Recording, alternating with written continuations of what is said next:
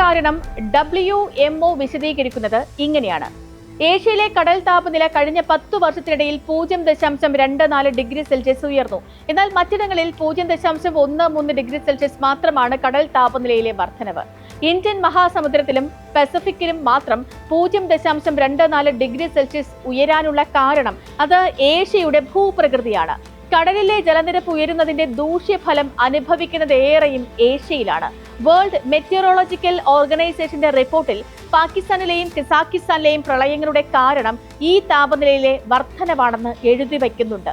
വടക്കേ ഇന്ത്യയിലുണ്ടായ ഉഷ്ണതാപതരംഗത്തിനും കാരണം ഈ മാറ്റം തന്നെയാണ്. വരും വർഷങ്ങളിലും ഇത് കരുതിയിരിക്കുക തന്നെ വേണം. ചൈനയിലും മധ്യേഷ്യയിലും ഉണ്ടായ ഉഷ്ണതരംഗം, തെക്കുകിഴക്കൻ ഏഷ്യയിലെ കൊടുങ്കാറ്റുകൾ എന്നിവയുടെ കാരണം ഈ താപനിലയിലെ ഏറ്റക്കുറച്ചിലാണ്.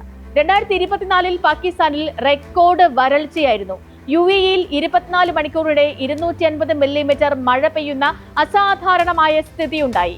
1949 ശേഷമുള്ള കാലത്ത് UAEയിലെ ഏറ്റവും കൂടിയ മഴയായിരുന്നു ഇത്.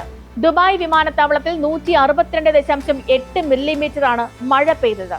ബഹ്റിനിലും ഒമാനിലും ഇറാനിലും ഒക്കെ പെയ്ത ശക്തമായ മഴയും കാലാവസ്ഥാ മാറ്റത്തിന്റെ പരിണിത ഫലമാണെന്ന് ഈ റിപ്പോർട്ടിൽ അടിവരയിട്ട് പറയുന്നു.